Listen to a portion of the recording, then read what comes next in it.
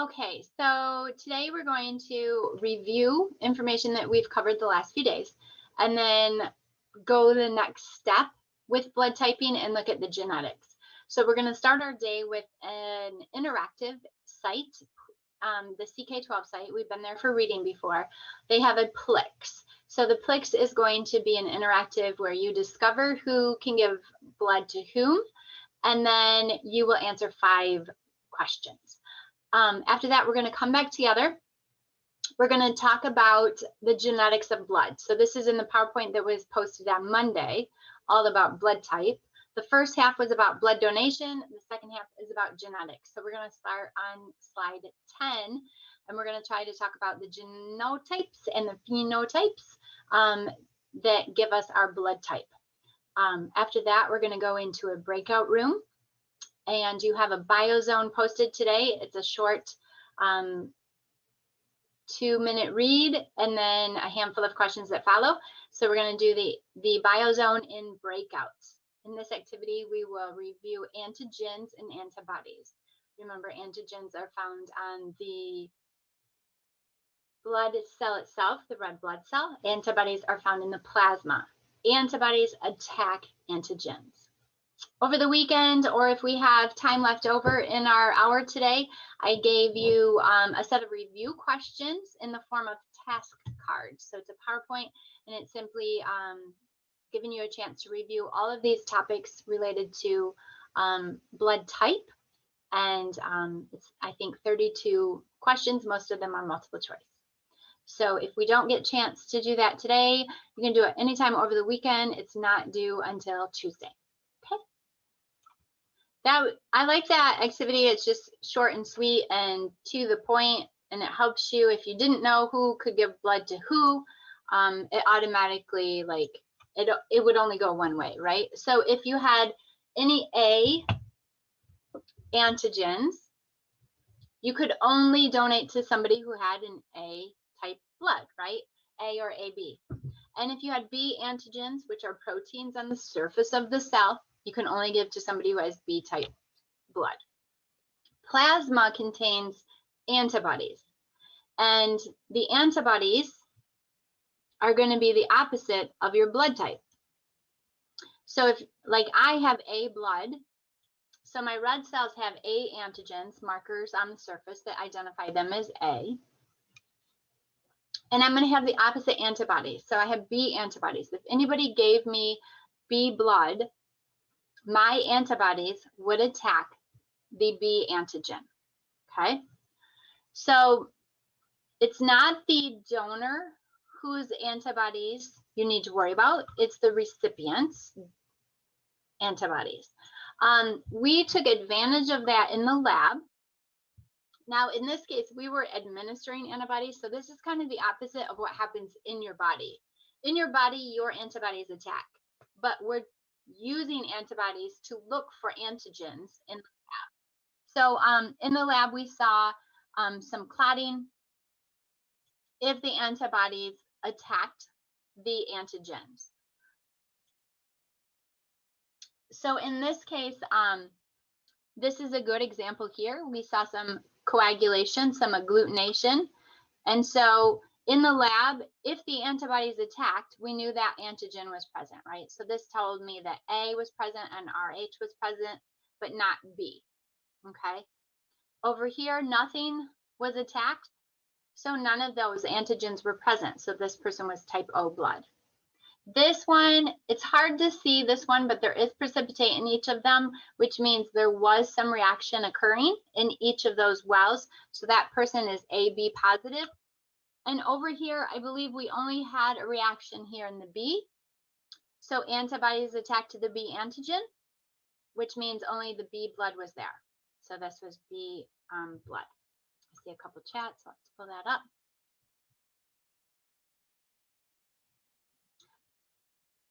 I can't say for sure. That last one, normally I try to get discussion going. So the last question in the Plix was a discussion question, something about the vampire, and if they took B blood. Oh, thanks. So I would assume that they could take just B blood or O blood because their antibodies would attack it. But usually those discussion questions are things that I like to do these in breakouts typically, and then in the breakout you can discuss those questions, which that one was just a silly one. Okay, so that is what we learned about blood types, okay? So antigens are on the surface of the cell, antibodies are in the plasma. So the next thing we were going to do was the biozone, and I see a number of people already have the biozone done. So I think I'm going to skip that for now, and I'm going to jump into the lecture. And then if you don't have the biozone done, you'll have time to finish it in class. And if you do have the biozone done, then you can just leave early. Okay. So thank you once again for the cameras. It's helpful to know that A, you're there, B, to see reactions. And I'd like to engage you without having to put this in a Nearpod that forces your interaction. Anyways, let's get out of this. Let's get out of this and go to today's lecture. So this was posted Monday. So Monday, we discussed the blood type, which was the first half of the lecture. So I'm starting on slide 10. This is all about blood types. I'm starting on slide 10, which is about the genes. So yesterday, you guys had to do some genetic coding. And remember, this was a 3-day activity that started with Monday being day 1, and that produced Monday, Tuesday, Wednesday. Yeah. Monday was day 1, and that just gave us a whole bunch of background knowledge. So some of the questions I was getting yesterday indicated we needed to go back and read that page. I don't know if we read all of it because not all of it was relevant on Monday. We might have skimmed just to the things that were relevant. So that packet that you got on Monday, day 1 of the transfusion case, really does have good background knowledge on antigen, antibodies, and genotypes. Okay, so today we're talking about genotypes and what genotypes code for which type of blood. So remember alleles, 9th grade biology, alleles are types of genes, right? So you have this IA, and it is proper to write it as a capital I, not a lowercase I, because it does serve as a dominant allele, meaning it will override a recessive allele if present. The I stands for immunoglobulin. So this is like the formal way of writing the allele. IB is also dominant. It will override a recessive allele. When they occur together, A and B, they are codominant. So they both will be expressed. And then the little I is the O allele. It's recessive. The only way for it to show is for you to be homozygous recessive, to only have little i's, right? No big letters. So an A would override it, a B would override it, so it has to be all by itself. So looking at this chart, could you tell me, please, what genotypes code for type A blood? How about Rafi? What genotypes code for type A blood? Either it's like IA, yeah, IA, or it can be IAI. Correct. So you can get IAIA or IAI.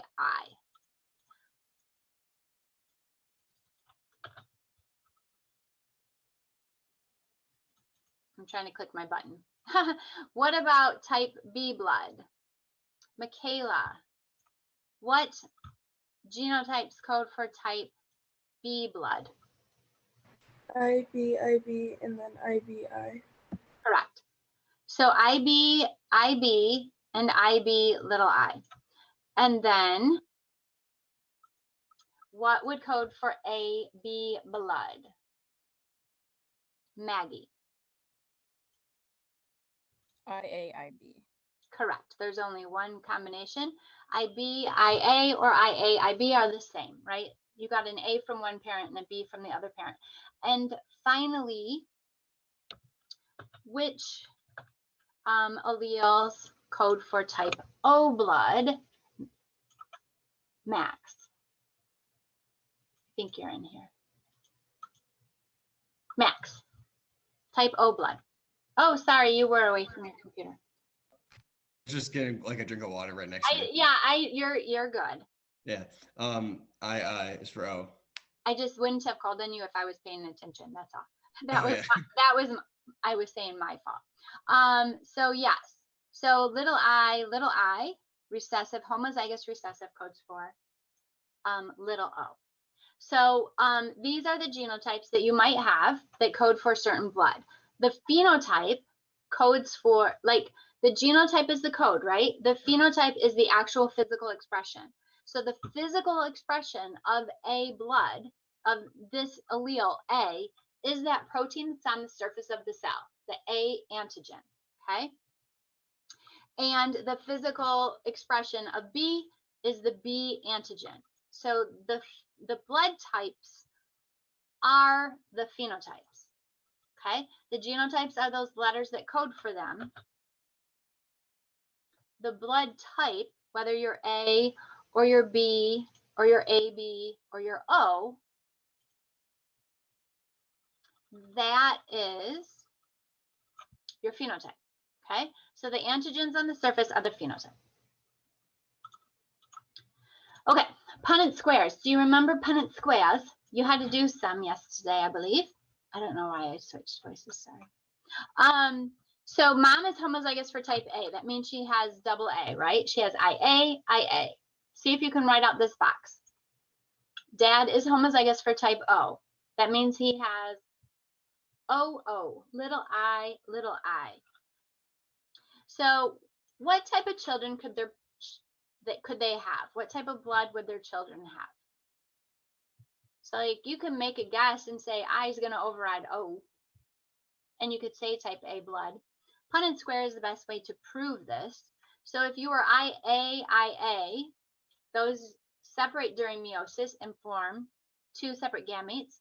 Little I separate during meiosis, form two separate gametes. If you remember Punnett squares, you bring these down, the IAs come down, the little I goes across, and inside the box, everybody is heterozygous for type A. So their genotype is IAI, their phenotype is type A blood. So one more. This time, let's use heterozygous instead of homozygous. So how are you going to write a heterozygous type A? Honesty? I have no idea. I struggle with this. Okay, so the dominant allele is IA, and the recessive allele is little I. So if they're heterozygous, they have one of each. So what would their genotype be? So to say you're heterozygous says that you have a dominant allele and a recessive allele, right? So the dominant allele being IA, the recessive allele being little I. I'm trying my skills here, gang. Little I. Okay, so we'll take that heterozygous, we split it during meiosis, so that's how we form our Punnett square. Okay, so IA at the top, I'm sorry, IA little I is heterozygous, one of each. Type O we said was homozygous recessive. The only way you can get it is to be little I, little I. So again, the way that we got that parent, they were little I from mom, little I from dad. They split during meiosis, and then that becomes your square over here. Okay, that's how you got those letters there. Okay, so bring these letters down, bring these letters across. And Bailey, what type of blood would these two children have? Heterozygous type A. Yep.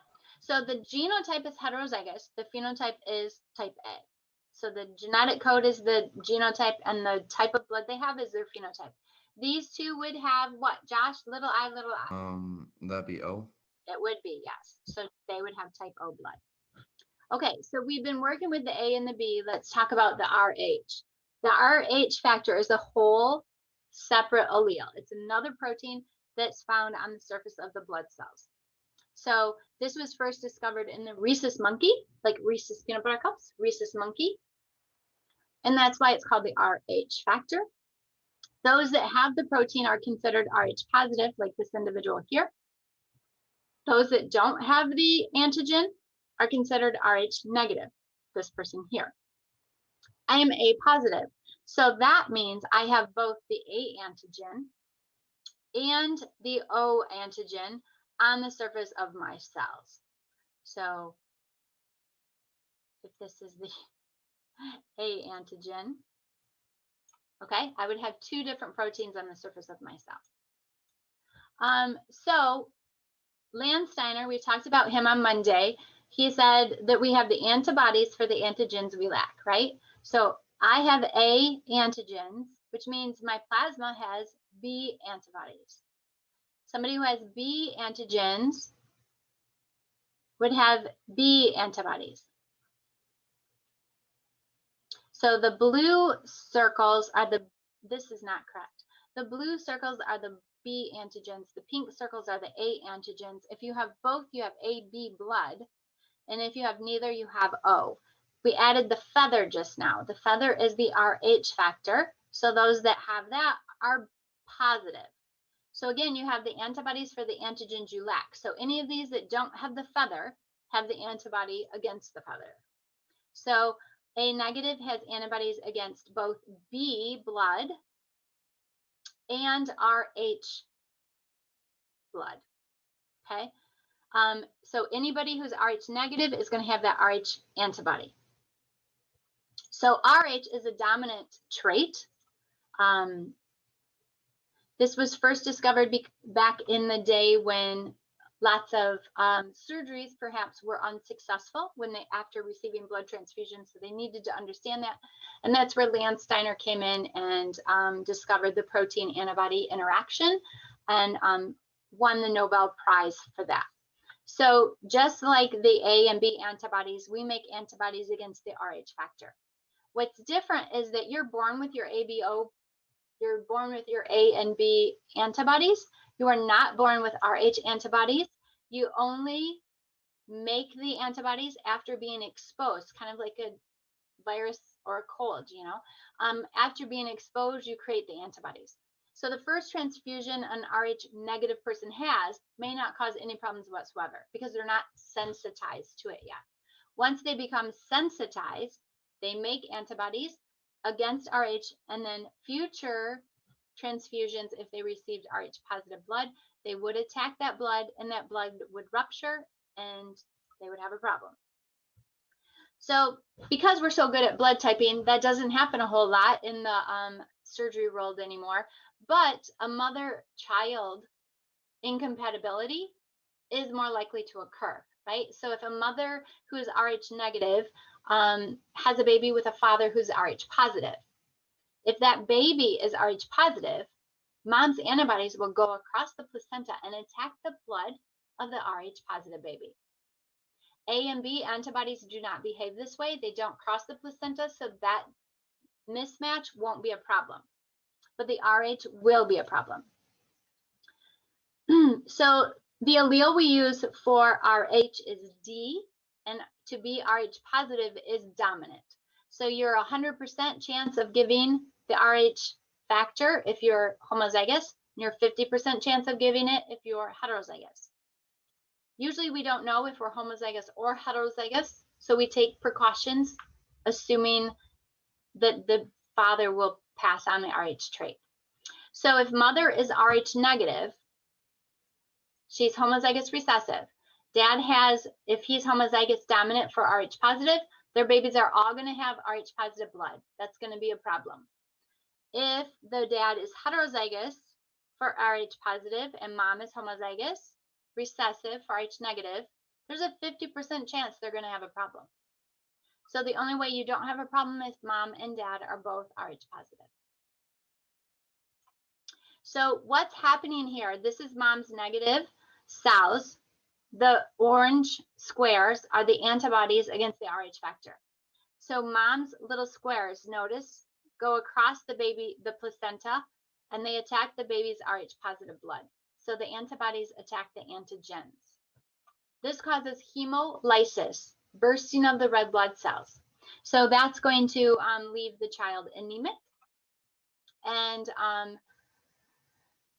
depending on the severity, could cause more difficult problems. So the first time, just like with transfusions, the first time the mom who is Rh negative has an Rh positive baby, there may be some difficulties, there may be none, but every child after that, there will be problems because she hasn't been sensitized at first, right? But once she's carrying an Rh positive baby, she's been exposed and she'll make antibodies against it. And every birth after that will become riskier and riskier. So this is called hemolytic cells bursting, blood cells specifically bursting, disease of the newborn, or erythroblastosis fetalis. So the red blood cells in the fetus. So this can be prevented by administering a serum called RhoGAM. RH is referring to the Rh factor, Rho, and GAM is a gamma globulin that's going to block the antibodies.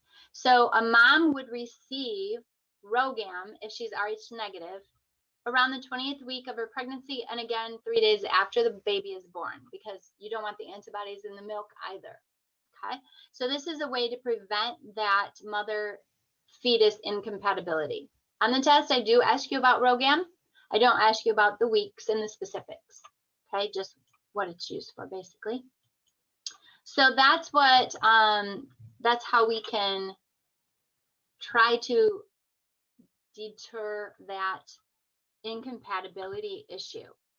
Okay, so we reviewed blood typing, we introduced the alleles. I think we could use some more practice with the genetic part of this. So we're going to do some gene practice on Tuesday, some more Punnett squaring, and then Wednesday review, and Tuesday will be our test over this, Thursday, sorry, will be our test over this chapter. Okay. In Google Classroom, we have blood antigens biozone, which I had intended to do in a breakout, but half of us have already done it. So I'm not going to use our class time for that. If you want to stick around into it with me, you are welcome to stick around. The rest of us maybe have an early break before lunch. You also have what I've given you, and maybe this is what you want to do with that spare time. These task cards, though I haven't titled my PowerPoint, they're just a bunch of like practice questions. So I gave you a spot to answer your questions here. So you can go through and kind of review blood typing, information about alleles and antibodies. Okay, so that's what I have for our activity. This piece is not due till Tuesday when we come back. Okay, so you can do it now if you'd like, or you can wait and do it over the weekend if that feels better to you. Okay, what questions do you have? Okay, you can stick around if you want help, or you can take off if you're ready for a break. See you. Thanks for participating.